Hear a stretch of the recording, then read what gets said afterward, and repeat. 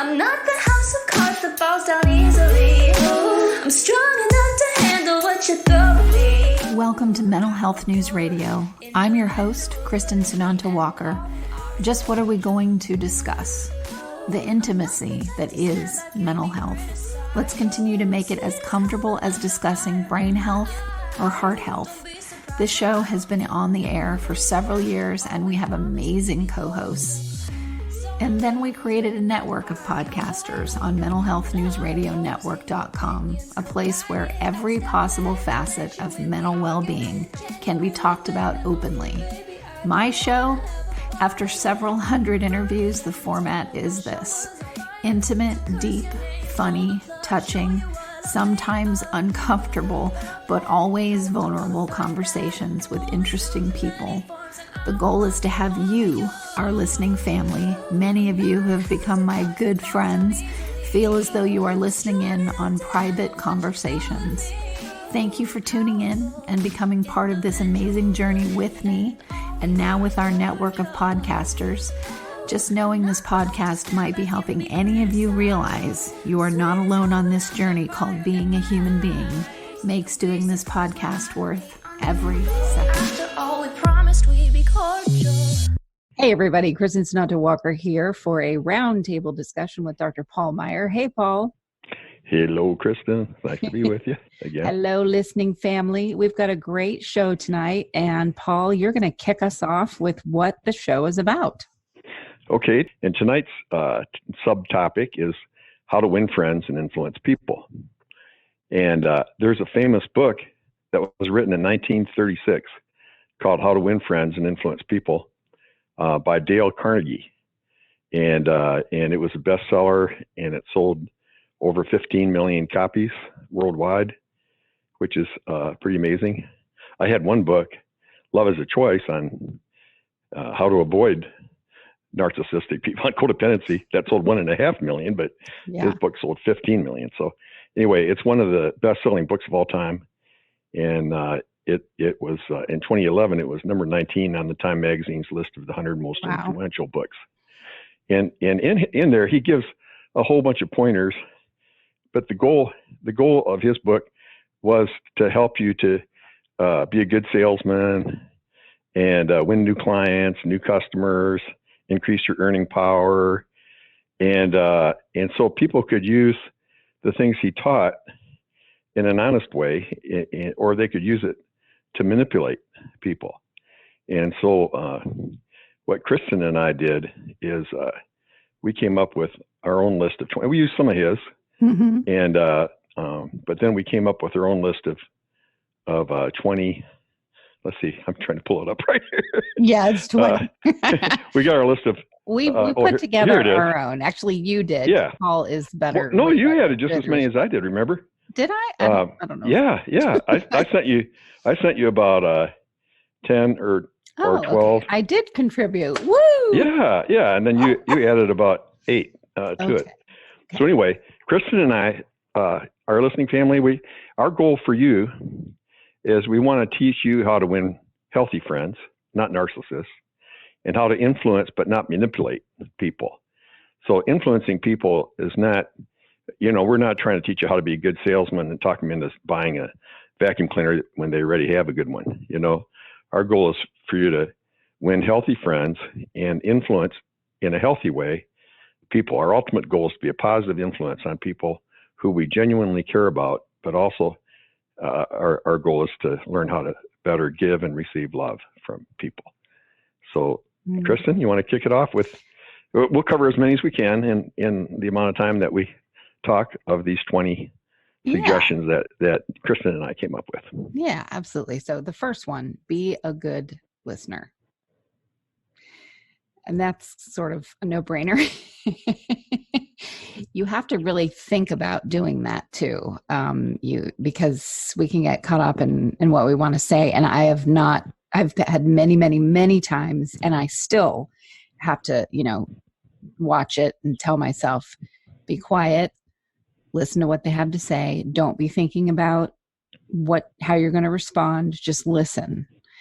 especially in this frenetic, busy world. So it's a skill that you have to really develop. And I'll tell you, doing a podcast has helped me really learn a lot about listening. And it's a lot harder than it sounds. Oh, yeah. It's easy to say, be a good listener. And especially it's hard for me. It's probably harder for me than it is for you. I think I'm a little more narcissistic than you are. And the more narcissistic we are, the harder, and I don't want to be narcissistic, but we all have some tendencies. But the more narcissistic we are, the more we want to dominate the time. I mean, I've said, and I'm a very religious person, and yet I've often said that if you want to know who the most narcissistic person is at a prayer meeting where 6 people are getting together to pray for an hour, it's the one that takes up half an hour to pray and leaves the other half an hour for the other people to divide. So whoever prays the longest is the most narcissistic in all likelihood. So it's surprising for people, but if you really want people to like you, then especially when you're meeting somebody for the first time. So if any of you are out there, especially if you're single and you're going out on a first date, the way to make that other person like you is not to talk hardly at all. Listen mostly to the other person, and they'll go home and think, wow, she was great, or he was great, and, but it's important to listen. And again, not to manipulate, but be sure you don't dominate the conversation. I know, because you and I have been studying this for the past week or two.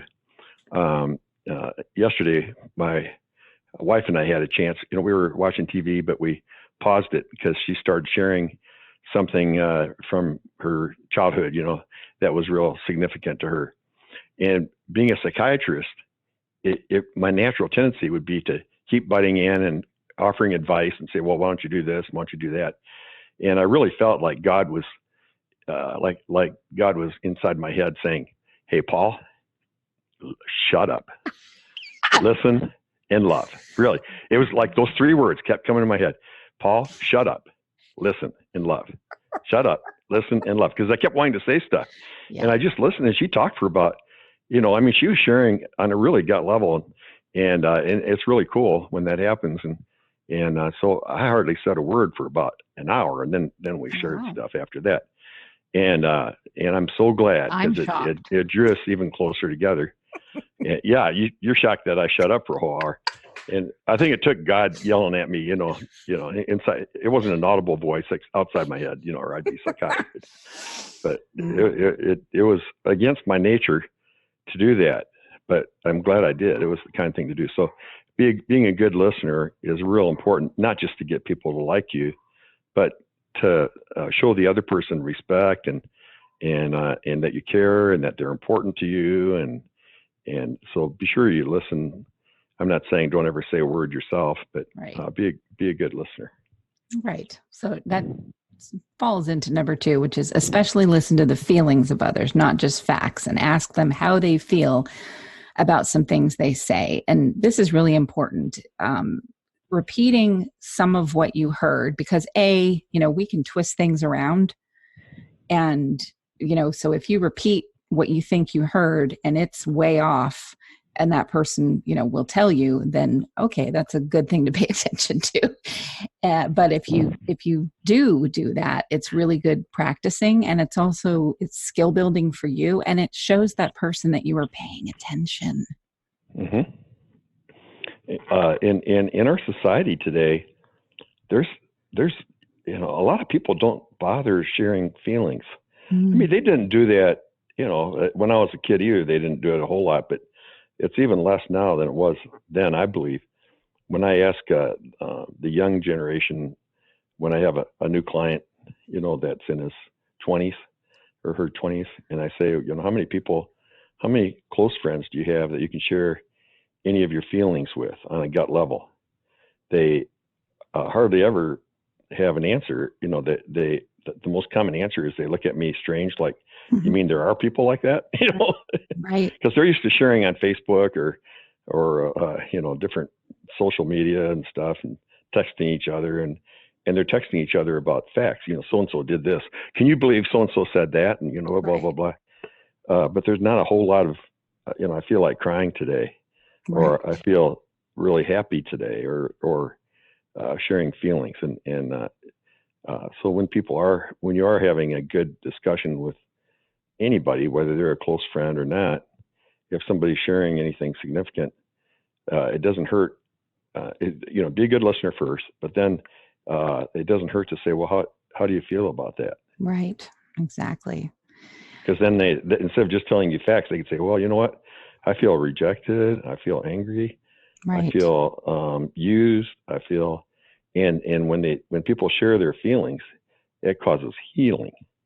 It gets in psychiatry we call it decatharsis, but it's a term that means letting your buried emotions become unburied and releasing them.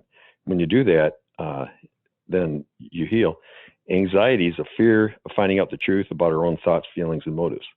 So when we have buried emotions, we have anxiety, because whenever the truth about those emotions starts to emerge and come to our awareness, because we're not aware of them, then we get anxious. And if it's close to the surface, you get a panic attack. So almost all anxiety and panic attacks are because there's something buried inside of that person that's threatening to emerge. And really nice people probably get a lot more panic attacks than a jerk would, because really nice people are embarrassed about being angry toward an authority figure or things like that, when there's nothing wrong with being angry. Yes. And really nice people feel things. And really nice people don't feel things too. And then hopefully they work on it. Doesn't, it's buried trauma or whatever. But what I mean is, if something happens to them, happens to all of us, somebody's a jerk to them, or some situation happens in their life that is awful, they get upset about it and they have to process it. And that's a good thing. Yeah. Really good thing, because if they didn't, I just had someone, and then you sent me, Paul, a lovely email on Sunday that I boohooed about for an hour. No, I'm kidding, for about 15 minutes. But I forgot that I even sent it. Yeah. It just came to me, you need to tell, I was thinking that, and I thought you need to just go ahead and type it out and tell Kristin that I appreciate you for who you are and what you do and your motives. And I know, you're really I really admire you, and I'll say that right here on the air. Feelings mutual. But a friend of mine said, of course you're upset about what's happened, because you're a nice person. If you weren't really upset, you'd be as bad as the person that is doing something awful. Because they're not upset. They've moved on to do this to other people. You are feeling upset. So feel upset. And I thought, oh, thank you. Thank you for giving me permission to do that. And, sometimes someone giving you permission to do what is normal and natural is half the way to you moving on. Yeah. And, there's some legalistic people, religious people, who believe it's a sin to get angry. And yet the Bible says, for those of you who are, believe the Bible like I do, and whether you believe the Bible or not, it's still a good thought here. But the Bible says in Ephesians 4:26, it says, and it's in Greek. The original was written in Greek, and it's in the passive imperative tense. So it's not just a permission; it's a commandment. Go ahead and get angry. That's what the Apostle Paul said. Go ahead and get angry without sinning. It's not a sin to get angry. He said, go ahead and get angry without sinning. But then don't let the wrath go down on your bed.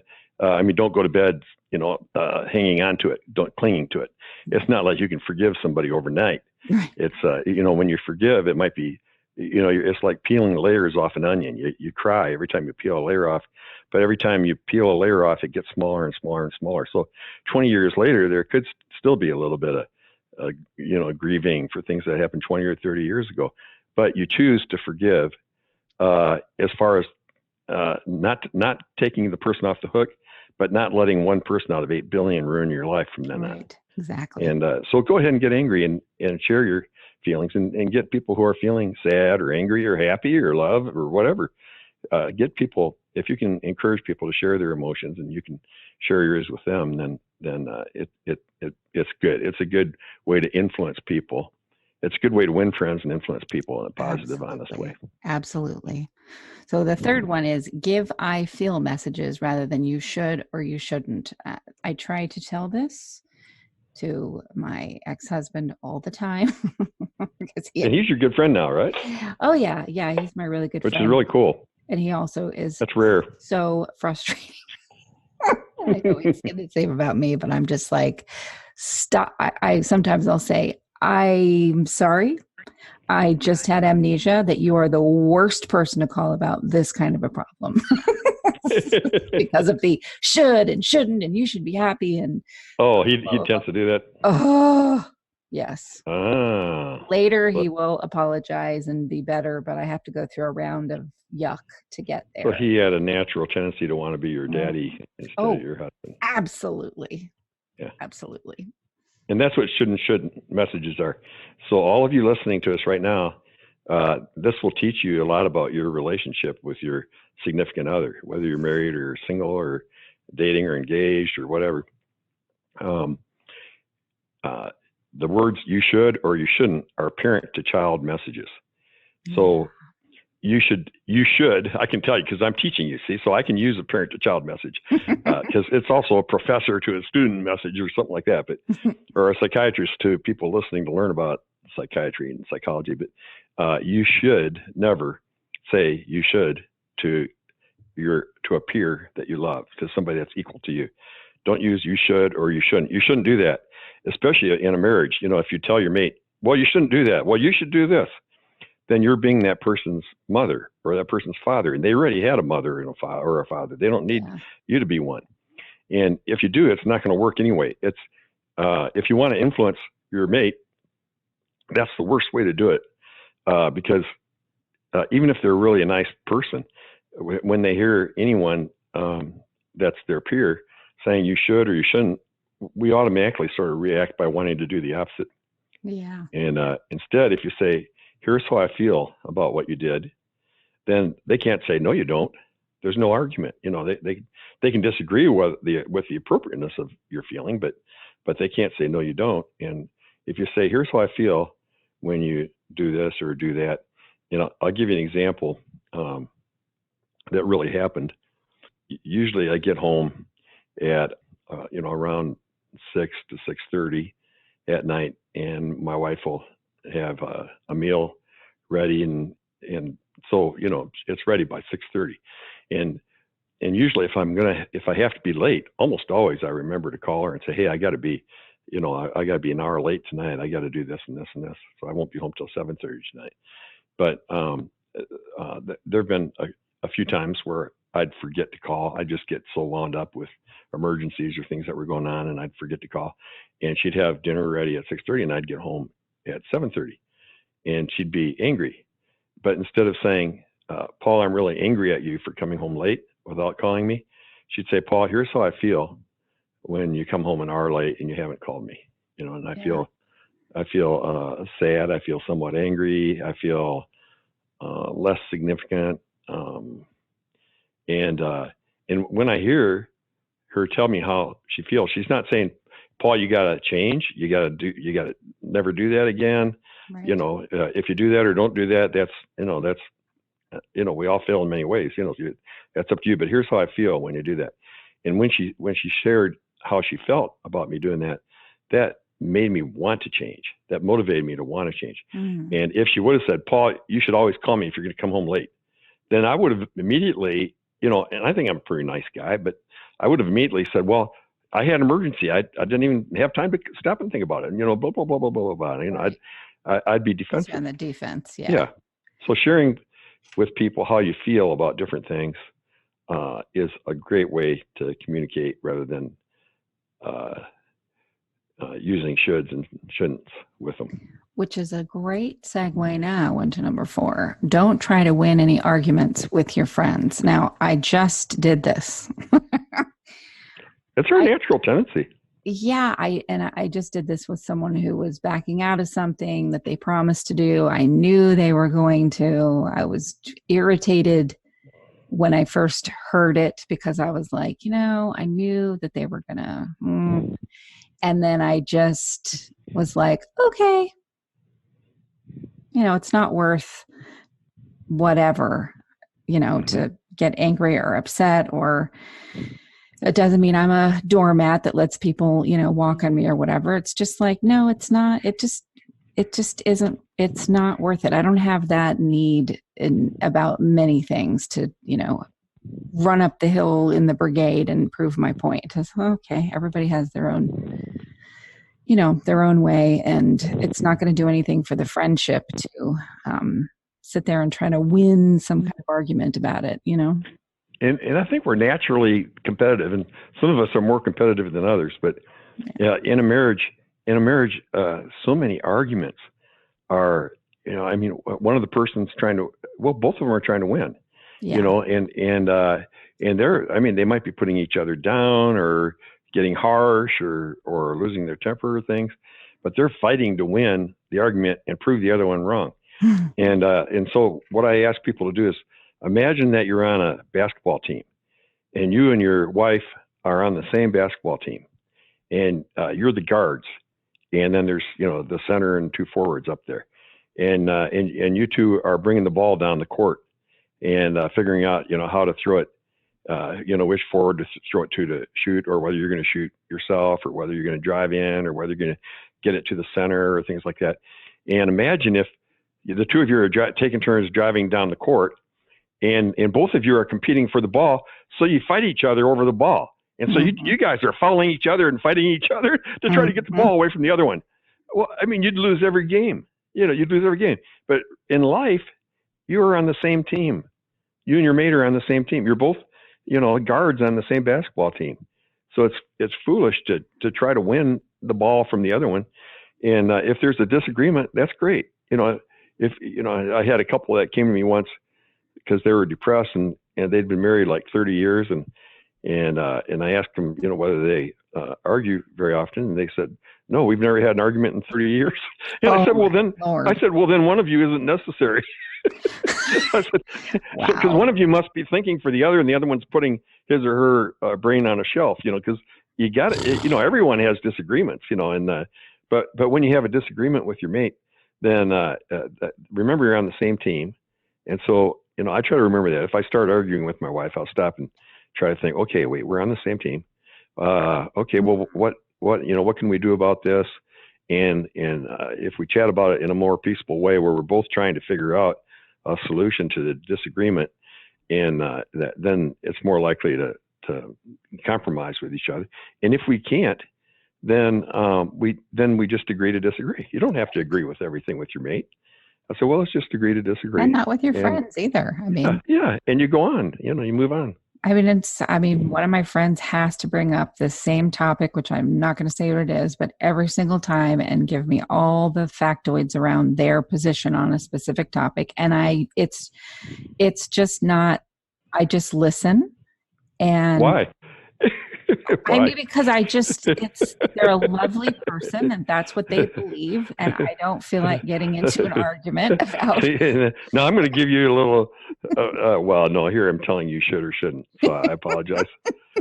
If that were me, I would say, do you mind if we don't talk about that topic? Because I have done that. Yeah, I did. I feel uncomfortable talking about that again. Yeah, I did start doing that, which was. And my wife and I do that with each other. If we bring up something that there's some things, we agree on almost everything. It's amazing how many things we agree on, but there's some things we don't agree on, of course, which is good. And if she starts talking about something that I just hate to hear about, because then I just know we're going to have to agree to disagree again. I really don't want to talk about that. We already agree to disagree about that. So let's not even bring it up. Yep. And that's number 5. Be conscious about what topics might be out of bounds with someone you are meeting or just getting to know. And also with people that you've known for a long time. Like I really don't want to talk about politics with anybody. You've got politics and religion are best delayed until later in the relationship. I agree. But I really don't want to talk about politics with anyone, especially my ex-husband. Oh, well, I love to talk about politics, Oh, I don't. but wanna. I love to. In religion, in theology and I don't stuff, mind I talking about love to talk about. religion. I don't I mind love to talking talk about about politics and religion, but not with strangers. that. Yeah. If you're meeting somebody, then that's the one way to alienate them pretty quick is get into politics or religion. It's it's one thing to be an example to somebody, or if to have or to you can share something that might be spiritual if you do it in a tactful, non-preachy way. But it's better to avoid politics and religion when you're first getting to know Yeah. somebody. But with my mate, my wife and I talk about political stuff and religious things. We listen to documentaries and we read and share a lot of stuff with each other on that, and we just love it. We just love it. But we agree on almost all of it too. Most of it. And Yeah. but if there's somebody that is of a if you've discussed those things with a friend and you find out you and your friend are on different poles, it's better not to focus on something that just divides you. Exactly. And that takes us to if someone has a So conflict. now I know not to talk about politics with you. Yeah, I just don't. Nope. If someone Okay. has a conflict or disagreement with you, I mean, I will, but it's not. Yeah. No. Okay. Well, It's like, we I don't never wanna have talk talked about about politics. I don't think. Yeah, we haven't. And it's just like Yeah. sports. Like, I won't know what you're talking about, so why bother? But anyway, if someone has a conflict or disagreement with you, consider. But you and all I've the talked about factors. religious things a lot. We have, and I love talking Yeah. about religious things. And not I find it preachy either. We're just, fascinating. what do you think about this? What do you think about that? Yeah, I find it fascinating. Yeah. So consider all the factors patiently before jumping to your own defense. Agreed. And that goes back with the listening, waiting, letting someone finish. And like I said, there are people that believe things very differently than I do. And that's their belief. And as long as they're not trying to bait me into an argument or they're preaching at me, then, state your belief. Maybe I'll learn something new or look at something different or think something new and nuanced about this person. But I just would be aghast at telling someone what they should and shouldn't believe in terms of, That's good. I mean, not on everything. Like if someone tells me, oh, I'm, going to go do this horrible thing and they want my opinion, I will tell them. Oh, of course. Yeah. But That's different. But yeah. Yeah. Okay. So when somebody's sharing a conflict with you, then again, that's like being a good listener, similar to that. But consider all the factors patiently before you jump to your own defense. Mm-hmm. And I'm guilty of violating this one sometimes too, where if my wife is upset with me about something, as soon as she starts sharing what it is, my natural tendency would be to want to jump in and defend myself right away. And if I do that, she says, well, wait, let me finish before you butt in. Let me finish what I'm sharing. And I say, you're right. I'm sorry, and I'll listen. And when I hear the several different factors, then it's more likely to get through to me and have me say, oh, I didn't mean any harm by it, but you're right. I can see why this would have offended you. And so, and considering factors even that they're not sharing, think if she's if my wife just had a conflict with a relative or something like that, and then I say something and she starts getting mad at me disproportionately, then I should stop and think, well, is it because she's really mad at her relative that she just had a disagreement with, and is she taking it out on me because you tend to take it out on whoever you love the most? Right. Or if I'm coming home and I'm being overly harsh with her, then I need to stop and ask myself, no, why am I doing this? Oh, well, I had a really hard day and I had, usually I come home just feeling great because I've helped improve the quality of life for people. But sometimes I'll have, an occasional client that's really nasty to others or even to me. Mm-hmm. And I'll come home feeling upset, and it would be easier to get upset with my wife just because I'm upset already. And again, we tend to take it out on the people that we love the most because they're the least likely to reject us. So that's considering all the factors. That's a factor. That's just one factor to consider. So if you do have a conflict with somebody, don't just defend yourself immediately. Consider all the factors. Listen good, listen well, consider all the factors, and then you can defend yourself. There's nothing wrong with that. But remember, you're on the same team though, too. Yeah.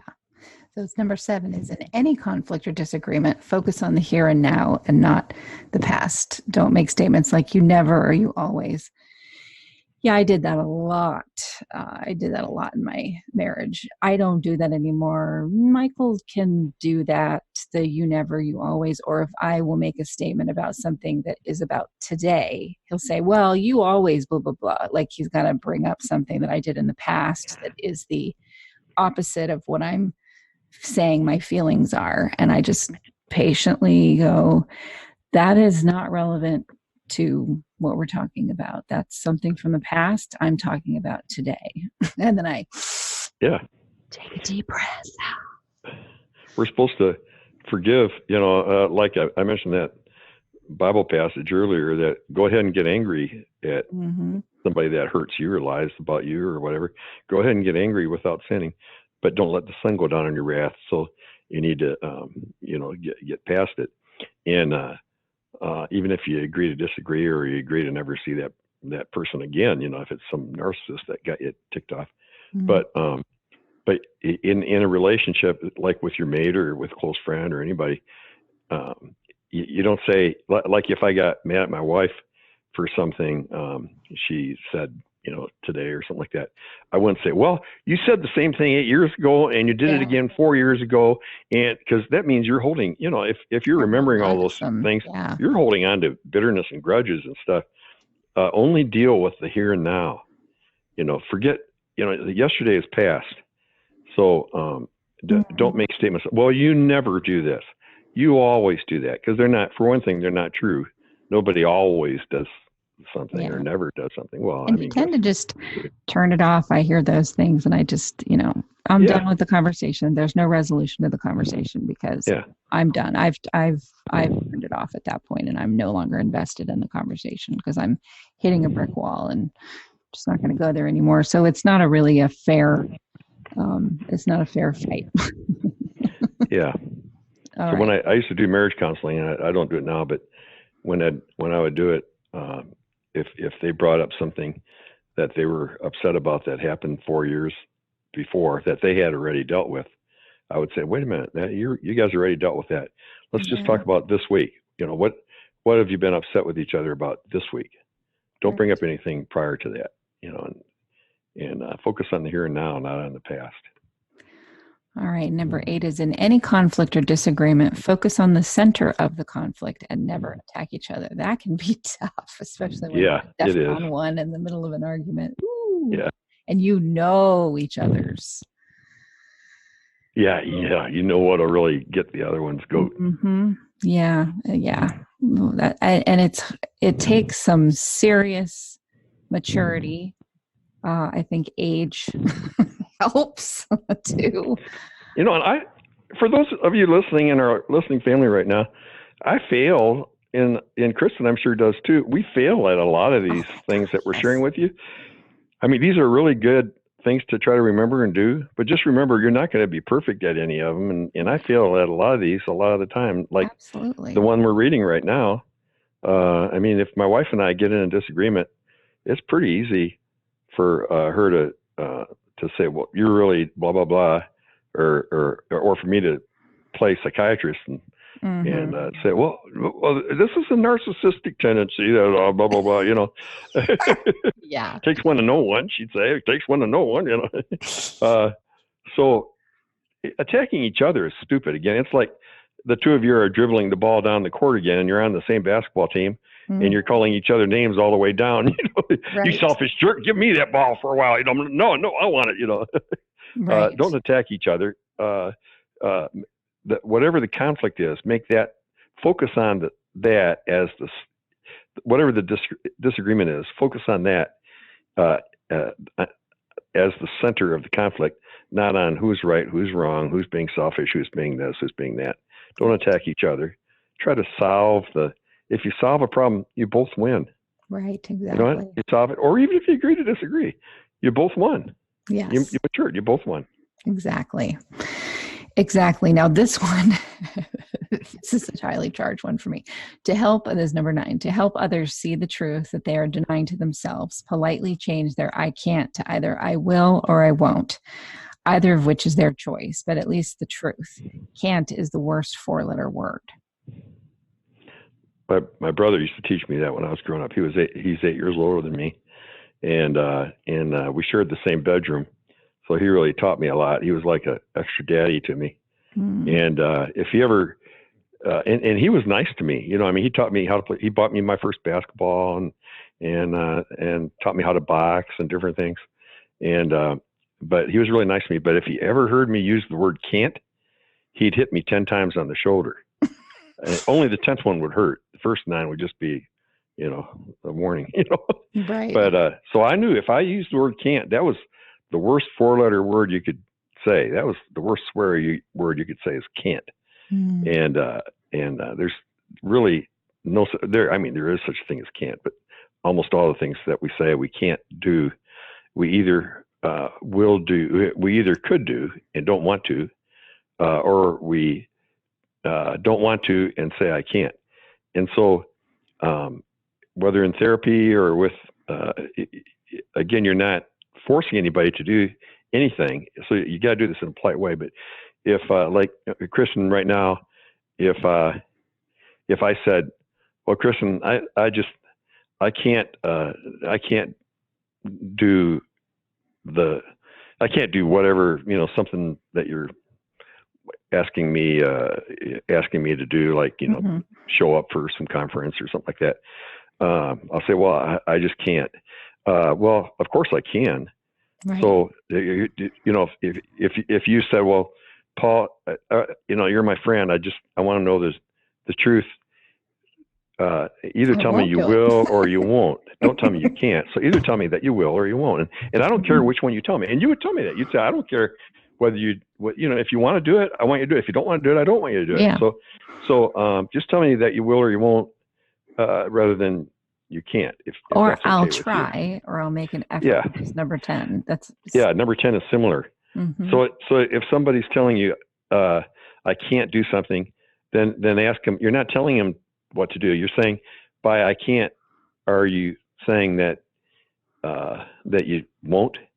And if you are, that's okay. You don't have to say that you will, you know. So if you want to, then say I will. If you don't want to, then say I won't.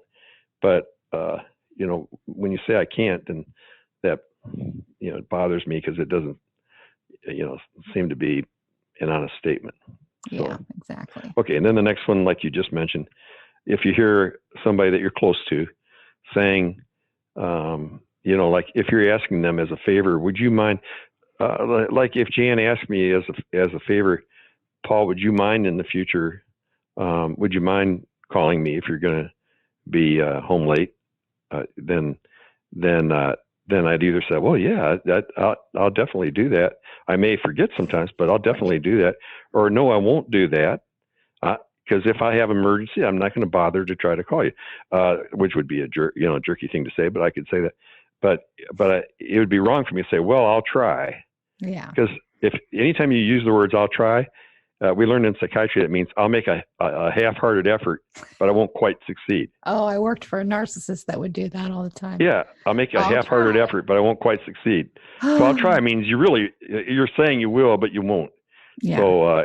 So either say yes, I will, or no, I won't.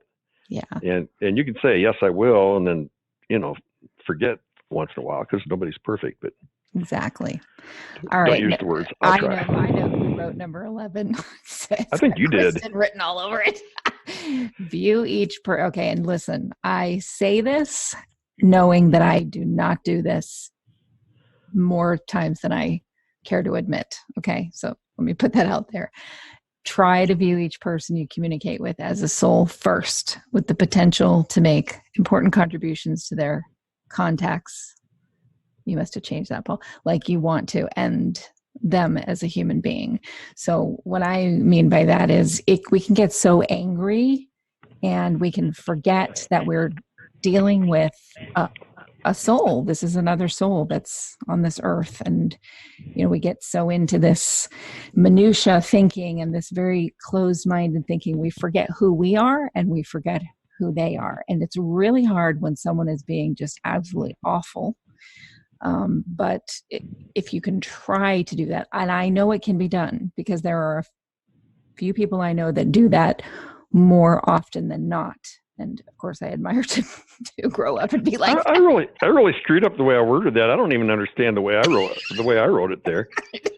I'm totally lost. Well, the important part is to view. Share again, and I'll reword that before we print it anywhere. But so view each person that you communicate with, not just as an object or but as a soul, somebody that's going to live forever, and a soul, an important being. They have things here to do, and it's that same thing of when someone does you wrong, quote unquote, they do something very hurtful, and you can get into the upsetness of that, as you should, as we've said, you should.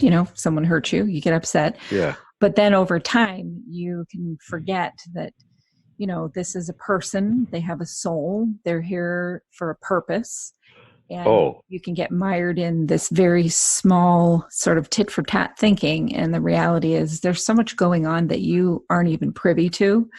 It just doesn't help you to see them or yourself from the first floor. Try to see them from the 8th, 9th, 10th floor, just like you should try to see yourself that way too. So you don't see them as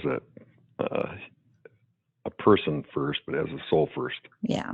Yep. With a lot of things going on that you don't even know about. Okay. Number 12, view the people you influence or who influence you as human beings rather than humans doing. Yeah, that's like what we were just talking about. Yeah, I guess that's similar, isn't it? Mm-hmm. Yeah.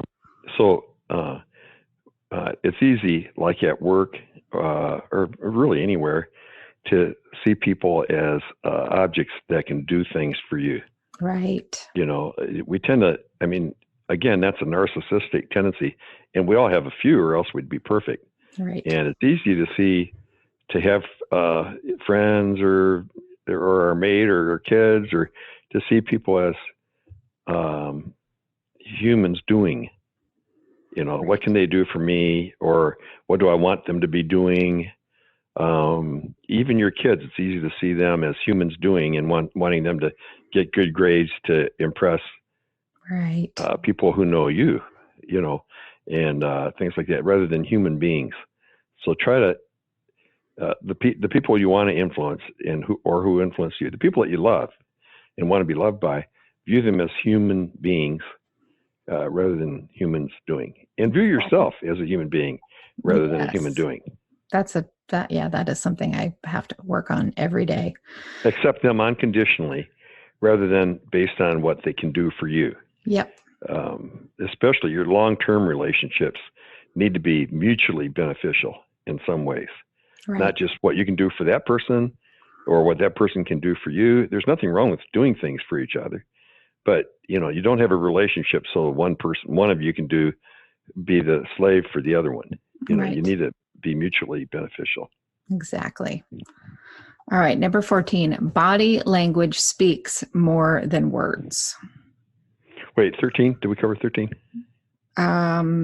Oh, yeah. Okay. No, 13. I'm sorry, 13. Think about how people might feel from being around you, because people remember how they felt when they were around you more than they remember what you said. That's from Carnegie's book, but I like that one. Dale Carnegie said that. But when you spend time with somebody, especially if this is a newer person, they're going to remember how they felt when they were with you more than they're going to remember what you said. And so when you're with somebody, value them, respect them, listen to them, care about their needs as much as you care about your own. And Carnegie even said Jesus taught people to love their neighbor as much as they love themselves. And we receive a lot of joy from improving the quality of life for other people. So think about how the other person's going to feel. If you have an interaction with somebody, if you meet somebody for dinner tonight, whether it's somebody that you're in love with, or whether it's a good friend, or whether it's a business acquaintance, if you're going to have dinner with somebody, then ask yourself, there's some things I would like to share with that person, but are they going to remember what I tell them, or how, or in other words, be aware of how they're going to feel about being with you. Are you talking down to them? Are you treating them like you're the master and they're the slave, or you're the parent and they're the child? Or are they going to know that you value them and cherish them and respect them and can agree to disagree with them? So you share your facts that you want to share, but think about how they feel about their interaction with you. So that was something Dale Carnegie shared that I thought was pretty good. Yeah, I love that too. All right, I skipped the other one, so Now 14. Yes. That's the one that's So you go, Paul, on that really one. good. Well, body language speaks more than words. Pay attention if you really want to be a wise person and understand people. So if you want to win friends and influence people, then the more of the truth you know about what's going on inside of them and inside of you and inside of people, the better you're going to be at influencing people in a positive way. And so watch body language. Body language speaks more than words. And as a psychiatrist, when we were taught, when I was at Duke University and they taught me how to do good therapy, they had us study body language. Like when people, if you want to figure out what the root problem is, for example, when you're getting to know a client first or second session, and you're wanting to try to figure out what the root problem is that's really eating away at them that they don't even see, then when you bring up like their relationship with their father or something else that happened in their childhood, when you bring up different topics, they may just have normal reactions. But whenever you bring up daddy, for example, because you've shared about your dad before, whenever you bring up daddy, their pupils dilate, they look away from you, they quit having eye contact, they put a pillow on their lap, and they don't even know they're doing these things. So they'll get a red spot on their neck, a red blotch.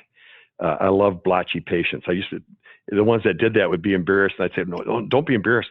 I love it when that red light comes on. That means I'm on the right track. Every time we get on the right track, your neck turns red, and I know we're on the right track, or it wouldn't turn red. Right. And they'll come the next week wearing a turtleneck sweater or something. And I say, no, don't do that. But when you hit the right topic, people's pupils will dilate. They may get sweaty. They'll quit having eye contact with you because they unconsciously they feel like if you look them in the eye, you're looking at their soul. Right. If it's a sexual, if they have sexual conflicts, if somebody hurt them sexually or things like that, they put a pillow on their lap and they don't know they're doing it, but they're protecting their crotch area. There's just different things that they'll do that give away what their body is talking to you. And it's saying things to you that their mind doesn't even know. Yeah. Their brain doesn't even know.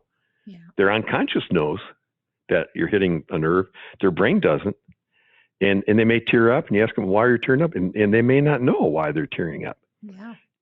And so then you focus, you hone in as a therapist, you hone in on whatever topic brings about those reactions. I try to get my clients to cry. And sometimes they'll say, I'm sorry, I'm crying. Dr. Mark, sorry. I say, I feel like a failure if I don't get you to cry because I want you to decassect. I want you to get your feelings out. I've got a Kleenex box sitting right next to them all the time. Yeah. So with your friends too, it's not like you're their therapist or anything, but, understand you can, when you're talking to a friend, you can look at their body language and listen to it and pick up on things that you won't hear just from words. So we were taught when you do therapy, the words is what they share with you is half of what you need to know, and what their body is sharing with you is half of what you need to know. And I even remember one case where the profs and a few of us students watched through a two-way mirror, and a really good therapist was in the other room with a family. A family came in for family therapy, and they knew they were being viewed, but they couldn't see us, but we could see them. So, I mean, they had they given permission, but we couldn't hear what they were saying. So we were supposed to watch the session and try to guess what was going on. And so it was interesting. And I did a really good job of guessing what was going on, but they came in and right away the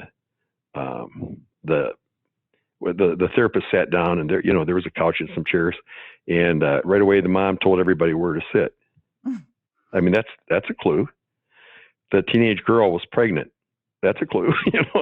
That's body language in a way. Right. And the mom put the girl on the opposite side of the room from her with her dad.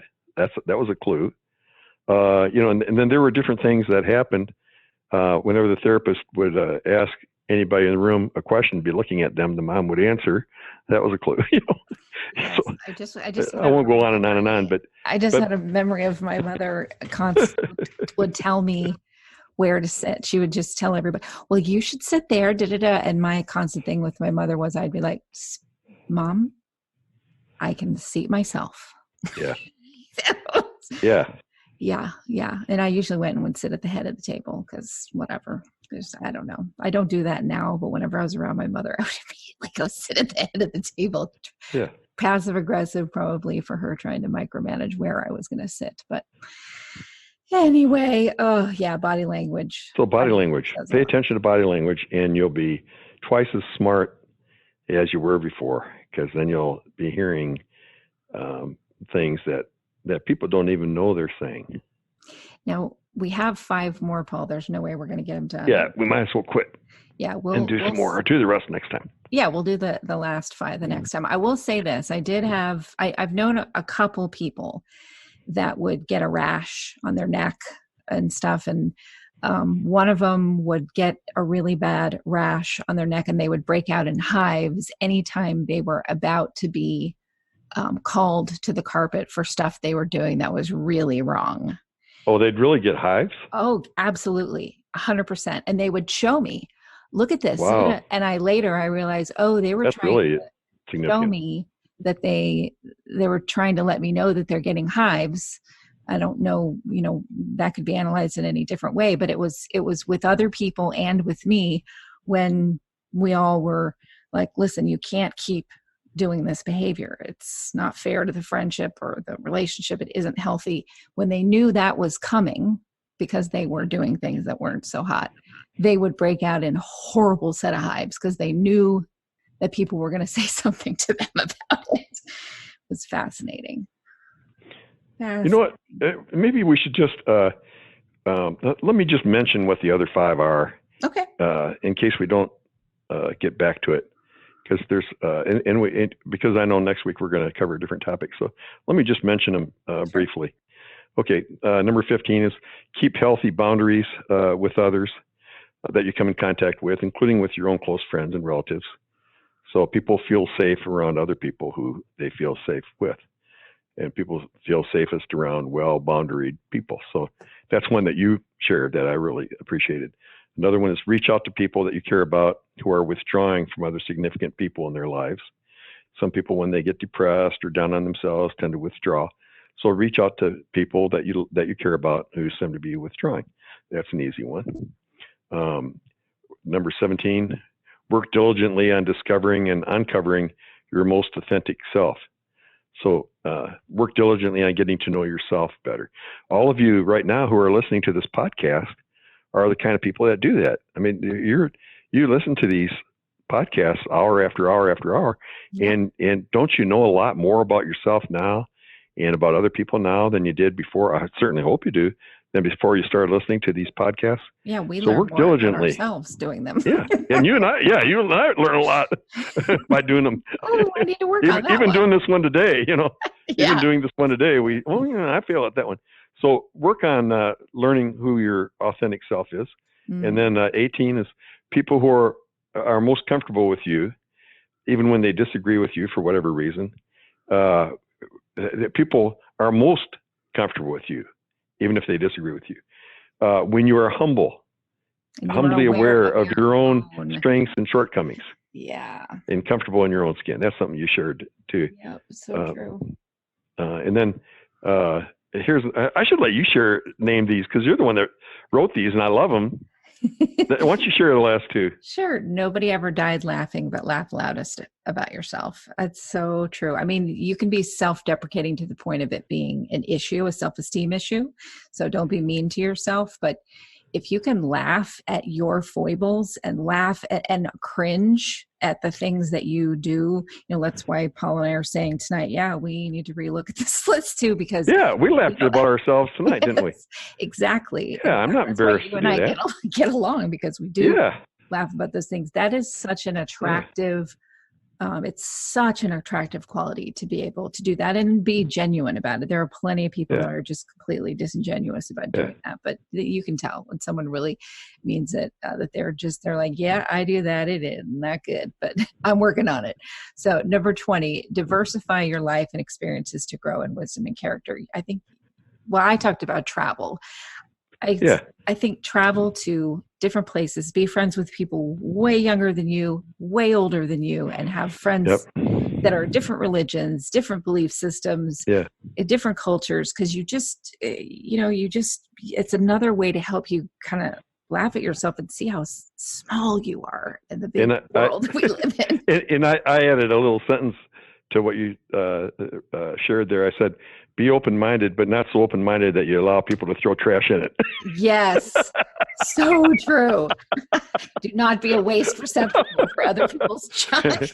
So, I mean, if you listen to some of the podcasts on YouTube and stuff like that, about, there's little green men in your attic and stuff, and it's one thing to be open-minded, but not so open-minded that you let people throw trash into your brain. But do be open-minded and diversify your life and experiences and hang out with different people of different faiths, different colors, and all ages, and you'll really learn a lot. And I know traveling around the world, I got to travel all around the world. Jordan, Turkey, Russia, South America, and Cuba, and all over Europe, teaching psychology and things like that. And sometimes, and I did that at my own expense. I never got paid for doing it. Yeah. And sometimes I'd go to poor areas and I'd be sleeping at night on somebody's couch. And it'd be a really old, small couch with me. I'm 6'4", so my knees would be off the couch, on the arm, leaning off the couch. And I'd try to sleep on the couch, and I might be getting bit by mosquitoes sometimes and things. But I learned so much by being around people of all different cultures and things, and it really helps you to appreciate America when you get back to it too. I'd get down and kiss the ground sometimes. I'm proud to be an American. Too. Exactly. I've done that too. And a smile will take you a real genuine from your heart smile can get you out of a lot of potential good stuff. So there, I would have felt guilty if we wouldn't have covered all 20. So we did. Yeah, and we did it. Oh my gosh, we did it. Okay. Thank you so much, Paul. Thank you, listeners. Thank you to our listening family for tuning in. Thank you, Kristin. To another episode of Roundtable with Dr. Paul Meier on Mental Health News Radio.